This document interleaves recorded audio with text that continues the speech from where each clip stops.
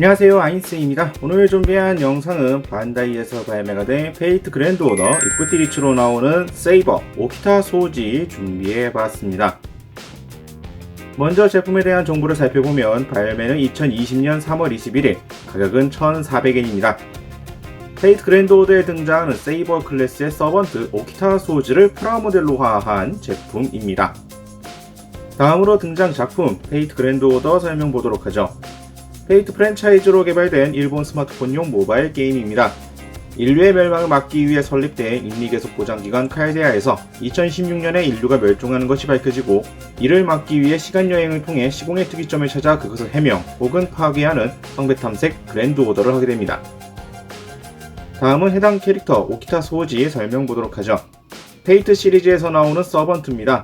막부 말기에 교토를 중심으로 활약한 치안 조직인 신선조의 1번대 대장으로, 검계 집단으로 두려움을 샀던 신선조에서도 최강의 천재 검사로서 칭송받았던 인물입니다. 자, 그러면 제품 살펴보도록 하겠습니다.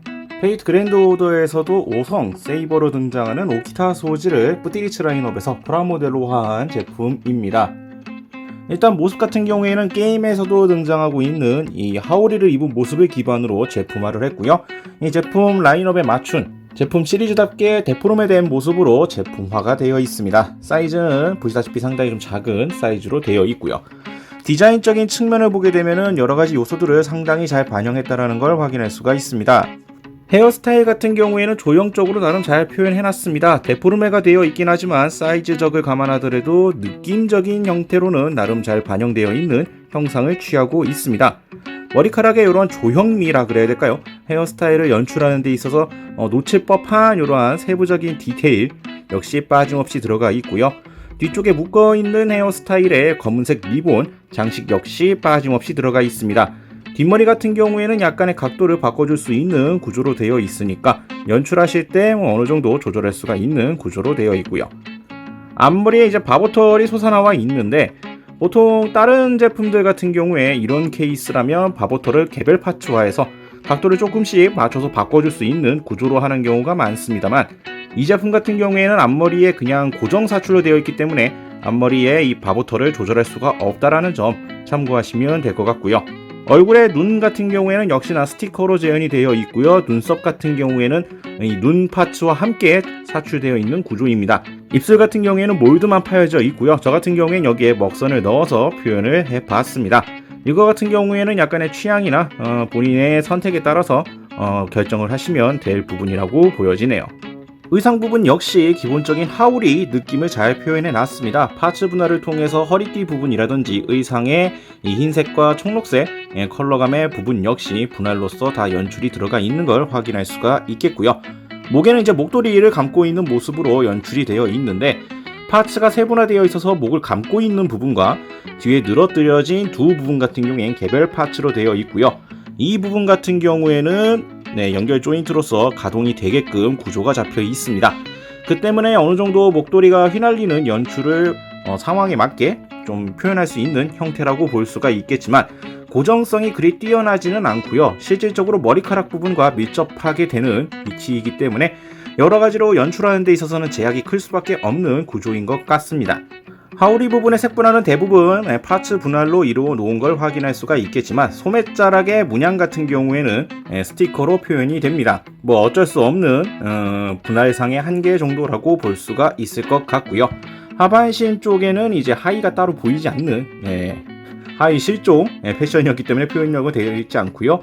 다리 쪽에 이제 보호구 부분과 이제 신발 그리고 발 부분에 나오게 되는데, 색깔 분할은 거의 없고요. 발 부분, 그것도 삐져나와 있는 앞발 쪽과 이 뒤꿈치 쪽 살색 부분만 이제 스티커로 붙이게 되어 있습니다. 다만 곡면으로 되어 있다 보니까 붙이는 데 있어서 좀 꼼꼼히 붙이셔야 할 부분이라고 생각이 듭니다.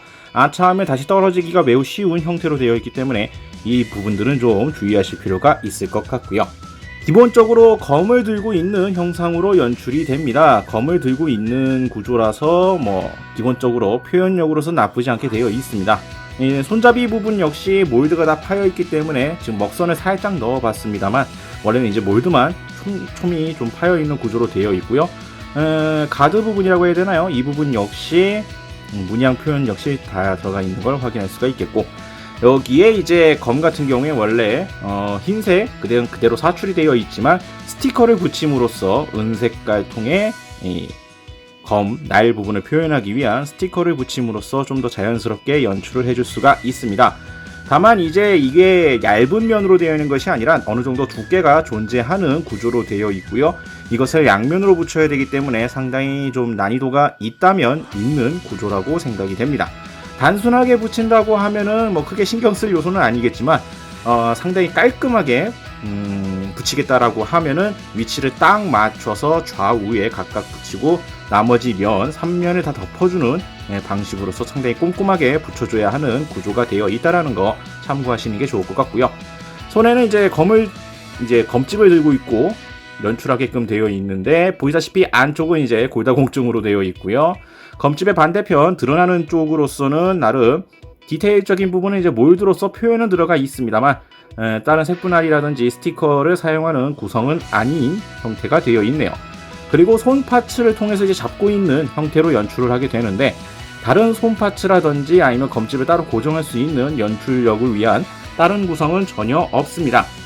교체형 손 파츠도 없기 때문에 사실상 이 손을 사용해서 이 형태를 거의 기본적으로만 사용해야 되기 때문에 여러모로 포징을 하는 데 있어서도 좀 제약이 많은 형태라고 볼 수가 있겠네요.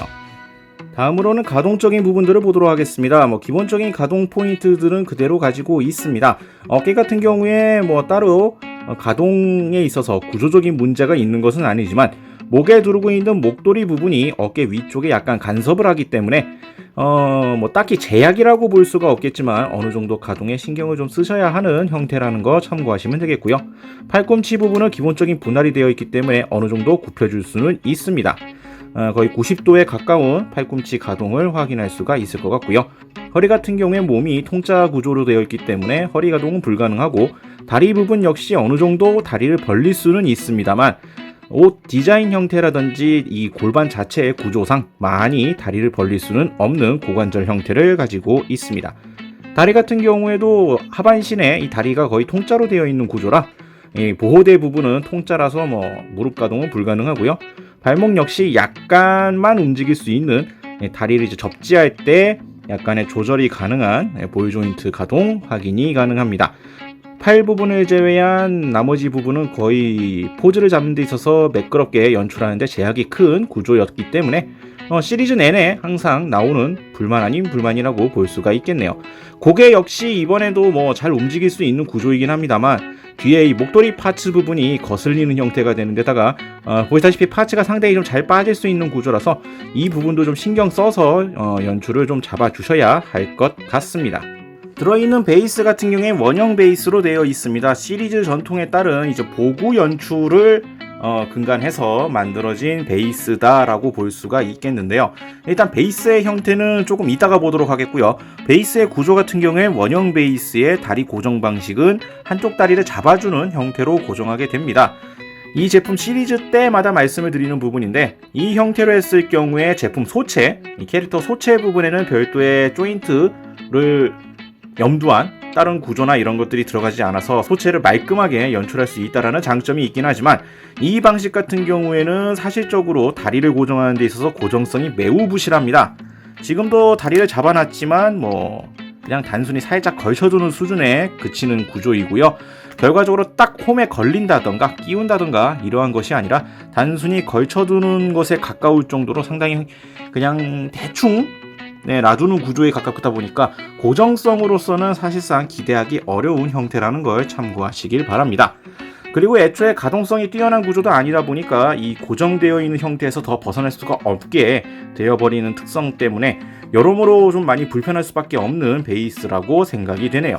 소체 부분을 제외하고 이제 베이스만 놓고 보게 되면은 오키타 소지의 인게임에서 보구로 표현되어 있는 무명 3단 찌르기의 연출에 기인한 베이스 형태로 보여집니다. 3단 찌르기에 맞춘 3개의 표현과 극중 게임에서도 나오는 이 보구 연출 때 나오는 이 찌른 곳에 대한 표현이라고 해야 될까? 이펙트 연출을 상징화해서 이런 식으로 표현이 들어가 있는 베이스가 구성이 됩니다. 지난번에 봤었던 무사시나 다른 제품에 비하면은 확실히 다시 이제 원 컨셉에 걸맞는 보구 연출을 이제 염두를 둔 베이스라는 측면에서 상당히 잘 표현했다라고 볼 수가 있을 것 같네요. 자, 이렇게 해서 오늘은 뿌띠리츠로 발매가 된 세이버 오키타 소지 제품 살펴봤습니다. 데포르메로 인해서 느낌의 차이는 조금 있지만 기본적인 디자인 요소 등 반영은 충실하게 되어 있는 상품입니다. 이번 제품은 스티커 포인트도 그렇게 많지는 않고요. 난이도가 높다고는 볼 수가 없었지만 그래도 스티커가 붙어야 되는 위치 특성상 꼼꼼하게 해야 하고 특히 발 부분 같은 경우에 이후 떨어질 가능성도 상당히 높습니다. 가동은 되는 형태로 되어 있지만 여러모로 포징에는 제한적인 구조라서 액션을 여러 가지로 취하고 싶어도 제약이 너무 많다 보니까 이러한 점에서 다소 아쉬움이 많은 시리즈이기도 하네요.